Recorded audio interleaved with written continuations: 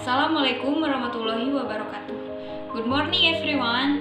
Here I am a representative of Group 2 will present our material that is the potential of entrepreneurship and the stimulant factor of entrepreneurship. First, let me introduce myself and my friends. My name is Rina Rismayanti, representative of Group 2 from the class. And my friends are Adisti Indasari, Elpura Nina Septiani, Laila Nurfadilah, Marsa Agni Nurul Hikmi, Melisa Suci Susiawati, and Ratna Purnamasari. Okay, let's begin. First, we will discuss about the potential entrepreneurship. The following are some definitions of entrepreneurship according to experts. The first one from Thomas W. Zimmerer. Entrepreneurship is the application of innovation and creativity to solve problems and take advantage of opportunities that other people face every day. The second one from Norman M. Scarborough and Thomas W. Zimmerer. Think of related sub-idea or topics and connect it with a line to the main idea or main topic in the middle. There are 8 entrepreneurship potential. The first one is innovative capability atau kemampuan inovatif. Dalam kewirausahaan, kemampuan inovatif sangat dibutuhkan, di mana kemampuan inovatif adalah memperbaiki atau menciptakan sesuatu, baik barang atau jasa dengan mengkombinasikan unsur produksi yang baru dengan cara baru yang lebih baik. Dengan adanya inovasi, kita akan menemukan kesempatan yang baru. Yang kedua, tolerance of ambiguity atau toleransi terhadap kemenuaan. Ini berarti kemampuan untuk berhubungan dengan hal yang tidak terstruktur dan tidak bisa diprediksi. Karakteristik ini berkaitan dengan proses inovatif tadi. Yang ketiga, the desire to excel are important sign of the entrepreneurial drive. Keinginan untuk berprestasi adalah tanda-tanda penting dari dorongan kewirausahaan. Hal ini menandai dari pemiliknya sebagai orang yang tidak mengenal menyerah di dalam mencapai tujuan yang telah mereka tetapkan. Yang keempat, realistic planning ability atau kemampuan perencanaan realistis. Menetapkan tujuan yang menantang dan bisa diterapkan adalah tanda dari perencanaan realistis. Tujuan ditetapkan sesuai dengan tujuan dari wirausahawan.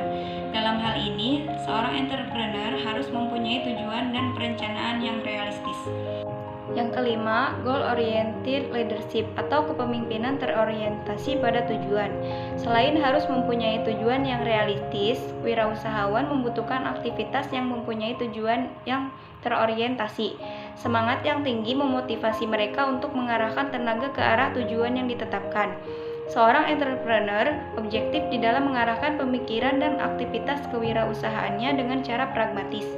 Wirausahawan mengumpulkan fakta-fakta yang ada, mempelajarinya dan menentukan arah tindakan dengan cara praktis.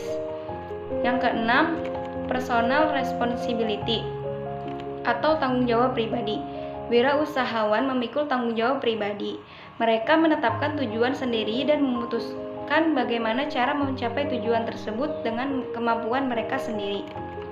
Yang ketujuh, ada adaptability atau kemampuan beradaptasi. Para wirausahawan mampu menyesuaikan diri dan beradaptasi dengan perubahan lingkungan, tren, dan perubahan pasar.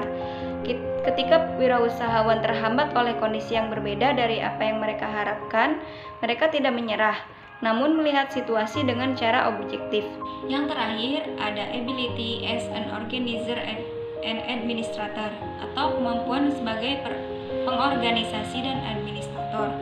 Wirausahawan mempunyai kemampuan mengorganisasi dan administrasi di dalam mengidentifikasi dan mengelompokkan orang-orang berbakat untuk mencapai tujuan.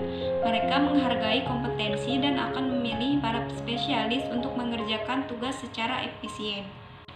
Selanjutnya kita akan membahas the stimulant factors of entrepreneurship atau faktor pendorong kewirausahaan. According to Timmons 2008, describe the driving factor that underlie the success of new ventures to 3 factors, namely business opportunities, resources, and teams. These are factors interact to create a balance as illustrated in the Timmons chart. Timon menjelaskan faktor pendorong yang mendasari keberhasilan usaha baru melalui 3 faktor, yaitu peluang bisnis, sumber daya, dan tim. Ketiga faktor ini berinteraksi untuk menciptakan keseimbangan seperti yang diilustrasikan dalam bagan Timons.